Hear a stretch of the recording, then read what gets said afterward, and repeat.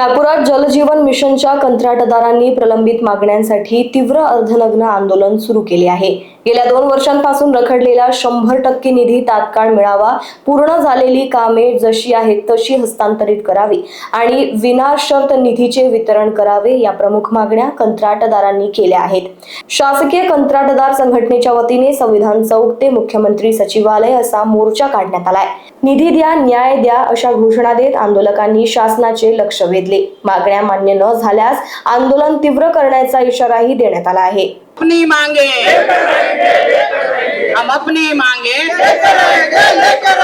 निधि हमारा हक है, देना हमको आता है। निधि हमारा हक है, देना हमको आता है। योजना का वर्गीकरण नहीं चलेगा, नहीं चलेगा। योजना का वर्गीकरण नहीं चलेगा, नहीं चलेगा। आज सगळ्या कर्जावर कर्जबाजारी झालेलो आहेत आणि आता आम्हाला त्यावर न्याय पाहिजे। आमचे पैसे, आम्ही हक्काचे पैसे मागतोय, आम्ही काही भीक मागत नाही आहे आणि आम्हाला कुठलाही हे न करता, कुठलाही वर्गीकरण न करता, कुठल्या स्कीम कुठल्या का जेव्हा टेंडर काढायचे होते तेव्हाच करायचे नाही यांना सगळे।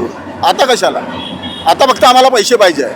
आम्ही काम केलेलं आहे जलजीवन मिशनचे, त्याचे पैसे आम्हाला सरसकट पाहिजे, नाहीतर यानंतर आम्ही कामही नाही करणार आणि ज्या कंडिशनमध्ये त्या कंडिशनमध्ये यांनी हँडओव्हर घ्यावं काम नाही करायचे असेल तर।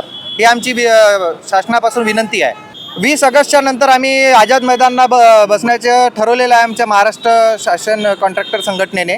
त्याच्यावर आम्ही आता समोर विचार करू। 15 ऑगस्टपर्यंत आम्ही सरकारला वेळ देतो की आमच्या जे कॉन्ट्रॅक्टरचे 2.5 वर्षापासून प्रलंबित देयके आहे ते त्वरित निकाली काढावे, कारण की महाराष्ट्र मुख्यमंत्र्यांनी हिवाळी अधिवेशनात इथे 9,000 करोड रुपये बजेटमध्ये सँक्शन केले होते, त्याचे 546 करोड रुपये आतापर्यंत आले, बाकीचे कुठे गेले? 6 महिने झाले आतापर्यंत पैसे का बरं नाही आले? त्याचे आन्सर त्यांनी द्यावं आणि आमचे पैसे पूर्ण देण्यात यावे। पर्यंतची होती, पण कार्यक्रम सुरू झाला 22 पासून आणि 24 मध्ये खतम केला, त्याच्यामुळे झाला प्रॉब्लेम।